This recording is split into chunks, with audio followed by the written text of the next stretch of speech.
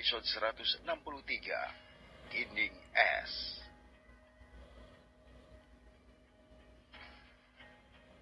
Kau tidak perlu khawatir tentang perasaanku.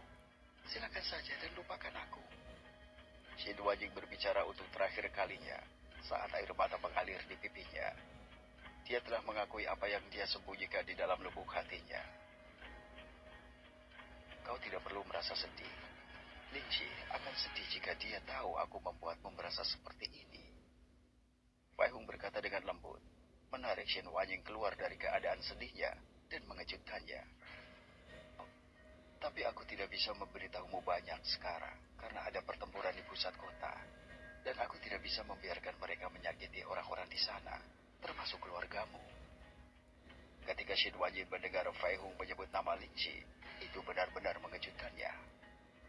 Tetapi segera mendengar apa yang dia katakan tentang apa yang terjadi, Shin Wanjing dengan cepat mengangguk pada apa yang dikatakan Fai Hung dan memutuskan untuk bertanya kepadanya tentang Lingxi nanti. Tiba-tiba, Fai Hung merasakan beberapa ledakan kekuatan di pusat kota. Jadi dia menggunakan indera spiritualnya untuk mengamati situasi sambil meningkatkan kecepatan penerbangannya. Pertempuran mengerikan sedang terjadi. Sementara sekelompok orang yang bersamanya terbang sebelumnya membela diri dengan apa yang mereka bisa sambil ditekan secara brutal oleh binatang iblis yang tak terhitung jumlahnya. Fai Hung terbang ke pusat kota dengan cepat. Butuh waktu kurang dari 5 detik ketika dia tiba di tempat kejadian. Fai Hung menyaksikan pertempuran dengan marah ketika niat membunuh muncul darinya, bahkan mengejutkan Shin Wanjing dengan aura berat yang datang darinya. Ketika Fai Hung mengamati adegan yang memilukan, niat membunuhnya benar-benar kewalahan. Dan itu melanggar batasnya. Pada saat ini, Fai Hung melemparkan kekuatan penuh dari lautan pengetahuannya ke arah binatang iblis yang tak terhitung jumlahnya yang mengepung kenalannya.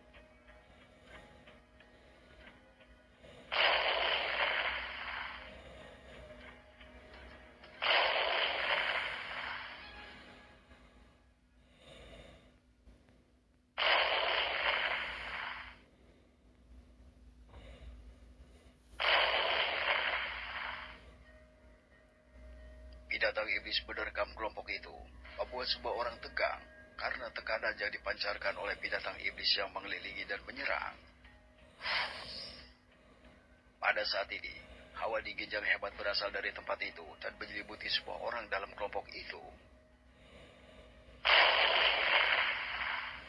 Semua orang menyaksikan dengan kaget saat es muncul di bawah mereka dan menyebar saat menyelimuti mereka membentuk dinding es di sekitar mereka. Lin Beng terengah-engah sambil duduk lemah di atas tanah. Dia adalah orang yang telah menciptakan semua es ini untuk melindungi semua orang. Dia belum memiliki energi yang cukup untuk membungkus kelompok itu seperti yang dilakukan Fai Hung untuk menyelamatkan mereka semua dengan terbang di udara.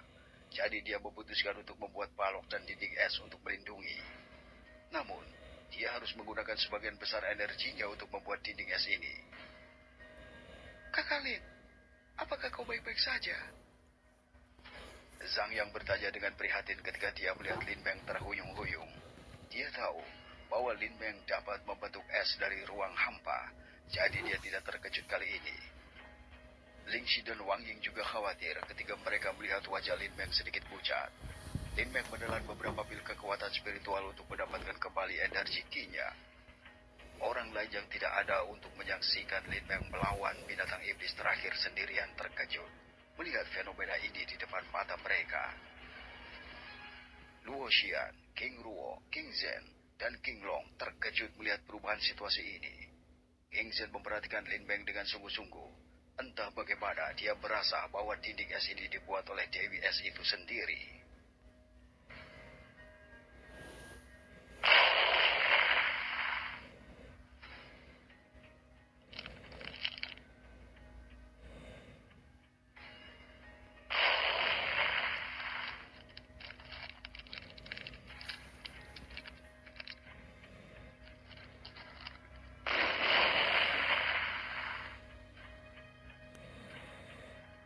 Binatang iblis mulai menabrak dinding es, mencoba untuk menghancurkannya, sehingga mereka bisa mencapai target mereka. Beberapa retakan kecil mulai terlihat. Es tidak bisa menahan begitu banyak serangan tahan dihentinya oleh puluhan binatang iblis. Lin Meng tahu bahwa dinding es yang dia buat dapat bertahan cukup lama, Tetapi dia tidak tahu kira-kira berapa lama. Ada puluhan binatang iblis antara tahap ke-6 dan ke-7 dari Ki Gathering yang tidak diragukan lagi menambah bobot serangannya luar biasa. Binatang iblis lainnya berada di bawah tahap ke-6 dari Ki Gathering. Kita harus melihat kesempatan untuk bertahan, entah bagaimana, sampai Tuan Pehung datang. Setidaknya, dia bisa membuat kita terbang lagi, sehingga tidak ada yang mati. Kalau dia tidak bisa melawan semua binatang iblis ini. Wang Shu berbicara begitu dia menganalisis situasinya.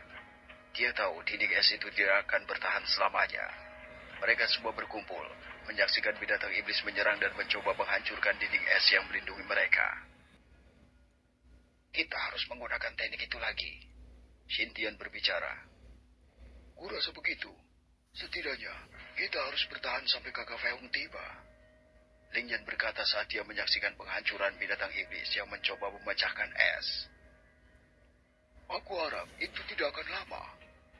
Mereka berdua tahu dinding es akan pecah dalam beberapa menit. Di antara mereka yang bisa bertarung adalah Lin Meng, Zhang Yang, Wang Ying, Ling Yan, dan Xintian. Penguasa kota Wangshu serta para patriark dan leluhur kedua klan masih terluka dan belum beristirahat cukup lama untuk mengisi kembali semua energi mereka yang sebelumnya dihabiskan. Mereka bisa bertarung dengan susah payah, tetapi hampir tidak bisa melawan binatang iblis di peringkat surga besar, meskipun mereka berada di antara tingkat raja dan kaisar. Shinzi dan Xindian masih belum pulih setelah berlari sebelumnya. Shinzi terkejut melihat aura berbeda pada putranya, seolah-olah dia memiliki kekuatan untuk melawan semua binatang iblis ini untuk sementara waktu. Kakak, apakah guruku akan datang untuk membantu kita? Wan Yin bertanya pada Lingxi dengan suara sedih dan khawatir. Tentu saja, Yinar. Lingxi tersenyum dan memeluk Wan Yin lebih erat saat dia berkata dengan lembut. Kakak Feihung pergi untuk menyelamatkan saudari Xin Wanying. Lingxi tahu bahwa Feihung telah meninggalkan Huan Yin dengan keluarga Xin, jadi dia pasti mengenal Xin Wanying. Wan Yin mengangguk. Kakak Wanying juga sangat baik padaku. Aku tidak ingin sesuatu yang buruk terjadi padanya. Kau akan melihat kakak Feihung dan akan menyelamatkannya, dan kemudian datang untuk membantu kita. Jangan khawatir, Yinar. Ucap Lingxi dengan lembut sambil membelai pipi Huan Yin, dengan lembut mengobati pukulan yang terlihat di wajahnya untuk menyembuhkannya. Aku tidak ingin guruku marah kepadaku, karena kehilangan pedang yang dia berikan padaku. Wan Yin berkata lagi saat air mata kesedihan mengalir di pipinya. Luo Zheng telah mengambil pedangnya, jadi dia takut Feihung akan memarahinya karena kehilangan pedangnya. Gurumu tidak seperti itu. Dia tidak akan pernah memarahimu. Lingxi dengan lembut memeluk Wan Yin. Lin Meng yang berdiri di samping mereka saat dia mencoba untuk mendapatkan kembali energinya, menatap Wan Yin dengan rasa ingin tahu, yang merupakan murid dari Feihung. Dia terkejut melihat Wan Yin sangat cantik. Dia tahu bahwa Wan Yin akan tumbuh menjadi wanita yang sangat cantik dan dewasa.